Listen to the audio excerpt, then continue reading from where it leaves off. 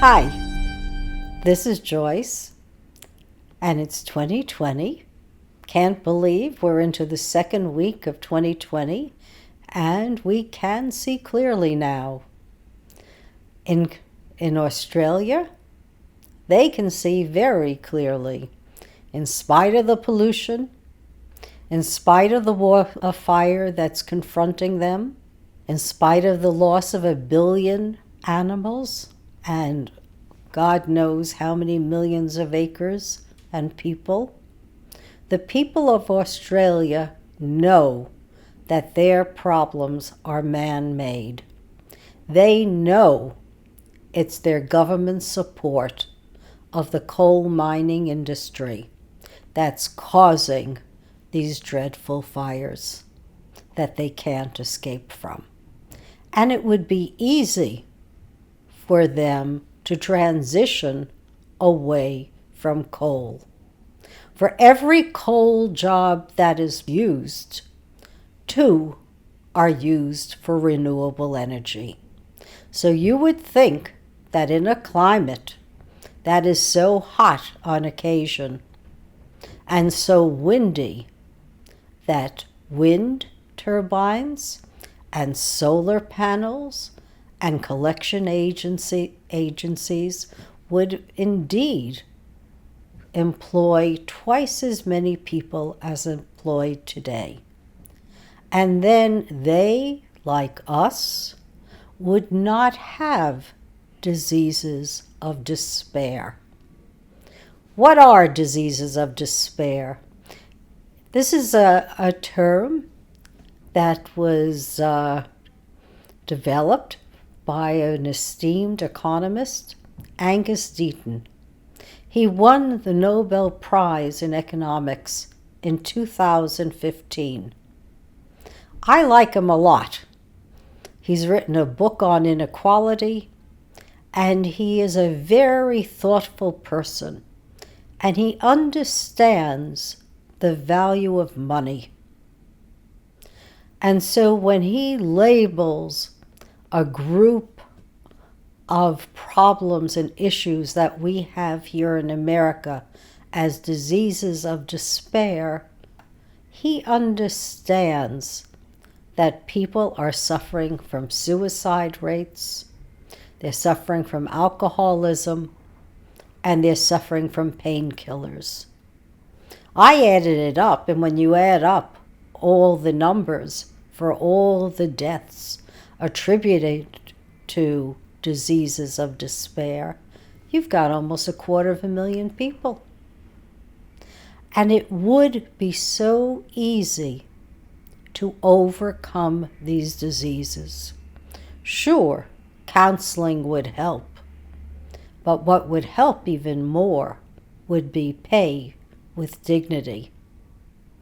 That would go a long way to resolving the problems that most people are confronting today. We don't have to have diseases of despair. We don't need young people to feel that there is no future. And that's how young people feel, that there is no future for them, because the world is not listening. My granddaughter confirmed there were 4 suicides in her law school last year. That to me is a dreadful number. 1 is too much. 4? That's sad, very sad, when it doesn't have to be.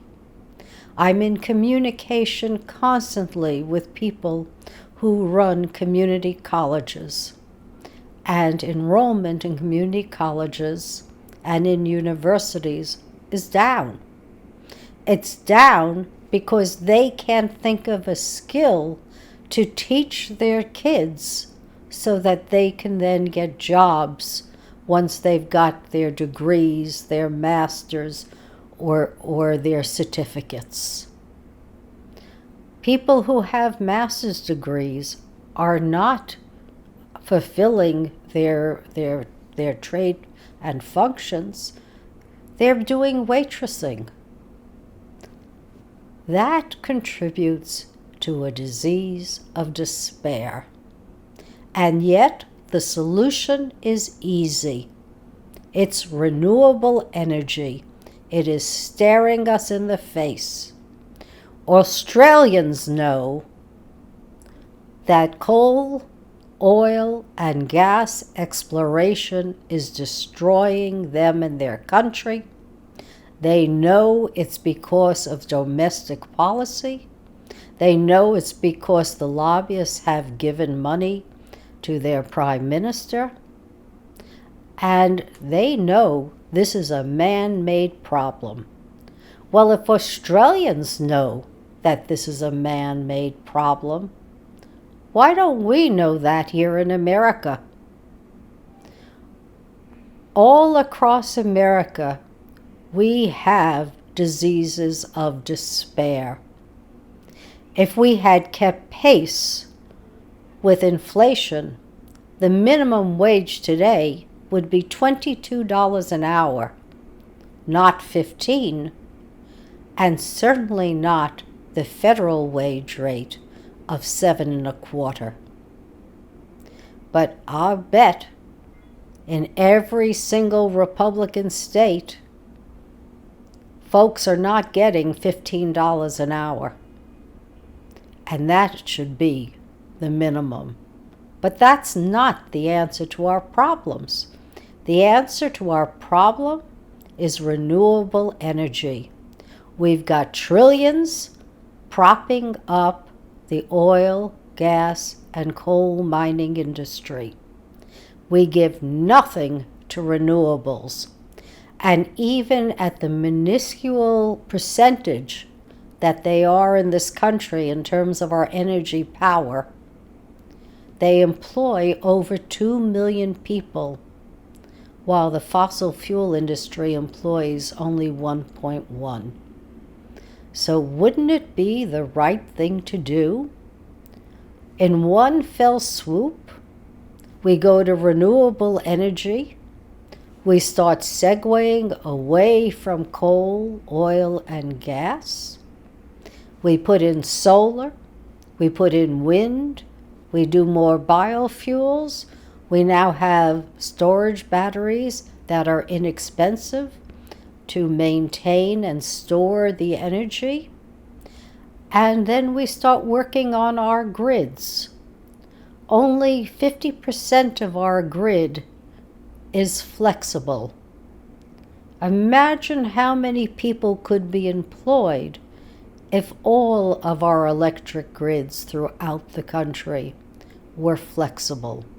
Imagine how many people will be employed when we have to start retrofitting all of our buildings and our houses for new technologies, whether it's hydropower, solar, passive solar. There's a lot that can be done, and so many more would be employed at better wages. It's 2020, and we can see clearly now. And it seems to me that if Australia knows their problem is man-made, Americans ought to realize our problems are man-made as well. They're self-inflicted. We don't need self-inflicted pain when it's so easy to change policy and eradicate diseases of despair, along with heart attacks, diabetes, and so many other diseases. All we got to do, folks, is vote. Vote people out of office who will refuse to change, who will refuse to save our lives, because it's our lives that are at stake. We do have a planet and a country that has to be maintained, and people's lives that do have to be saved. So take care, everyone. See you next week. And do subscribe. Please make my day. Bye now, and take care again.